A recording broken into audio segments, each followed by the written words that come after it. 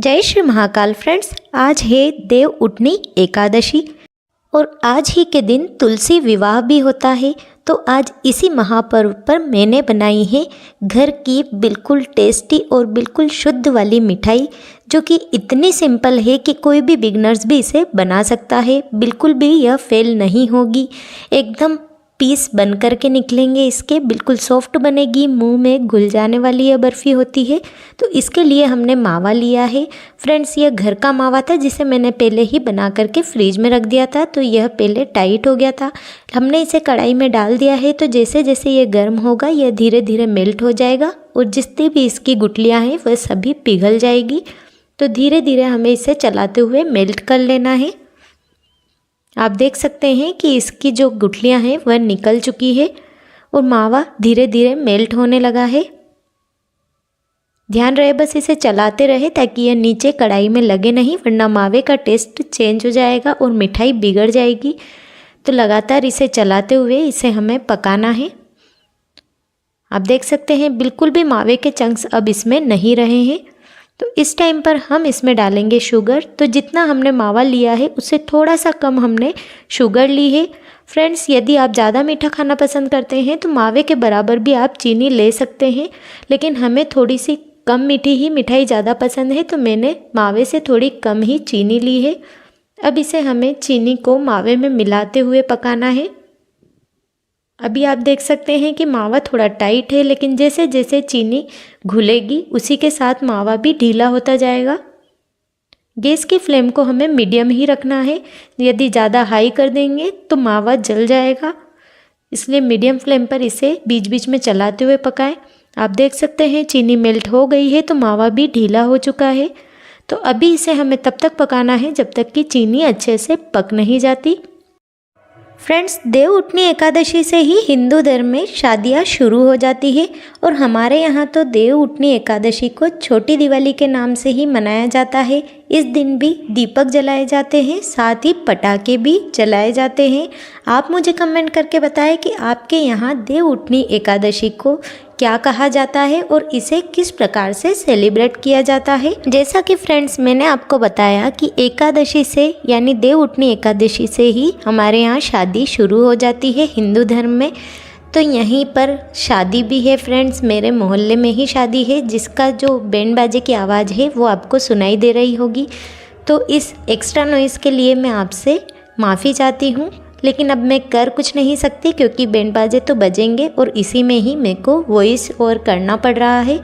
यहाँ एक साइड मावा पक रहा है तो हम थाली को ग्रीस कर लेते हैं। जिस भी मोल्ड में आप मिठाई जमाना चाहते हैं उसे घी या ऑयल से ग्रीस कर ले।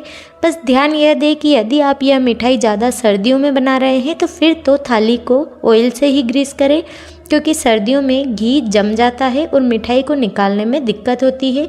तो ऑयल से वह आसानी से निकल जाएगी। आप देख सकते हैं कि मावे में भी बुलबुले उठने शुरू हो गए हैं। अब इसमें उबाल आने लगा है।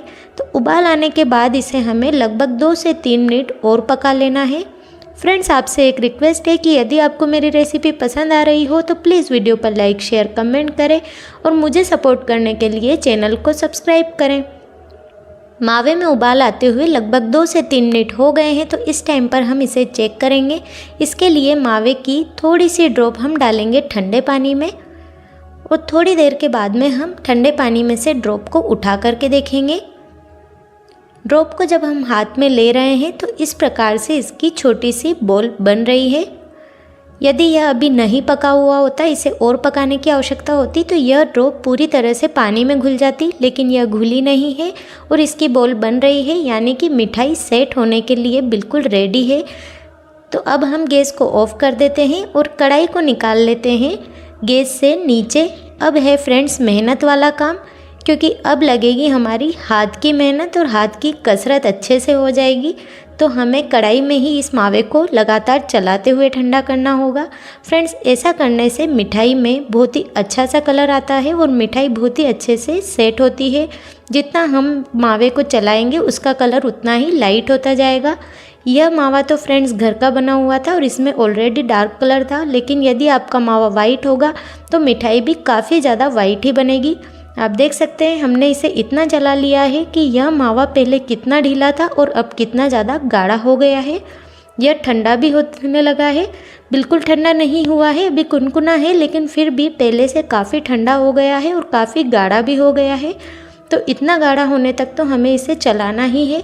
यदि हम लिक्विड ही उसे थाली में डाल देते तो मिठाई अच्छे से सेट नहीं हो पाती, इसलिए यह मेहनत तो हमें करनी ही होगी। कढ़ाई में इसे लगातार चलाते हुए ठंडा करना होगा, जिससे कि यह गाढ़ा भी हो जाएगा। तो आप देख सकते हैं मावा तो हमारा बिल्कुल गाढ़ा हो चुका है। अब इससे ज़्यादा गाढ़ा करने की हमें आवश्यकता नहीं है। अब हम चाहे तो इसे प्लेट में जमा सकते हैं।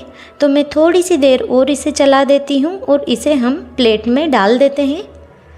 सारे मिक्सचर को हमने इसी प्लेट में डाल दिया है। यदि आपको मिठाई थोड़ी पतली चाहिए हो तो आप इसे दो प्लेट में डालें। अब स्पैचुला को भी हम एक चम्मच की मदद से साफ़ कर लेते हैं। अब प्लेट को हम हल्का हल्का टेप करके सेट करेंगे। हल्का हल्का टेप करेंगे तो मिठाई पूरी एक से लेवल पर आ जाएगी। हमने मिठाई को टेप कर लिया है। अब हमारी मिठाई को हम सेट होने के लिए रख देते हैं। कम से कम 7 से 8 घंटे हमने इसे रख दिया था। 7 से 8 घंटे के बाद में ये अच्छे से सेट हो चुकी है। 4 घंटे के बाद भी आप इसे चेक कर सकते हैं, ये अच्छे से सेट हो जाती है। अब मैं लगा रही हूँ इसमें कट। तो जैसे भी आपको कट इसमें लगाने हो आप लगा सकते हैं। मैंने तो इसमें डायमंड शेप के कट लगाए हैं फ्रेंड्स। तो चलिए अब मैं आपको पीस निकाल करके दिखाती हूँ। जब भी आपको इसके पीस निकालने हों, पहले स्पैचुला की मदद से आप इस प्रकार से इसे साइड्स को छुड़ा लें, उसके बाद ही आप इसके पीस निकालें। फ्रेंड्स, आपको लग रहा होगा कि आज मैं वीडियो में काफ़ी ही बोल रही हूँ, लेकिन आज किचन में मेरे साथ में मेरे सासू जी थे। जी फ्रेंड्स, मैंने ससुराल में इसे बनाया है और ससुराल का मेरा यह किचन है। उस टाइम पर मेरे सासू जी थे और जब हम दोनों साथ होते हैं तो बिना बोले तो रहते ही नहीं हैं, पूरे दिन बोलते रहते हैं। इसी वजह से आज मेरा फेस बोलते हुए ही दिख रहा है। आप देख सकते हैं कितनी आसानी से मिठाई के पीस अलग हो चुके हैं, कितना अच्छा इनका शेप आया है। तो आप इसी प्रकार से मिठाई बनाएंगे तो आपकी मिठाई भी बिल्कुल इतनी ही परफेक्ट बनेगी। तो चलिए इसकी प्लेटिंग कर लेते हैं। ये लीजिए फ्रेंड्स, हमारी सबसे सिंपल, सबसे ज़्यादा टेस्टी और गाँव में अधिकतर बनने वाली यह बर्फ़ी बनकर के तैयार है। तो आप भी एक बार इसे ज़रूर ट्राई करें। बहुत ही ज़्यादा सॉफ्ट और मुंह में घुल जाने वाली यह बर्फ़ी है।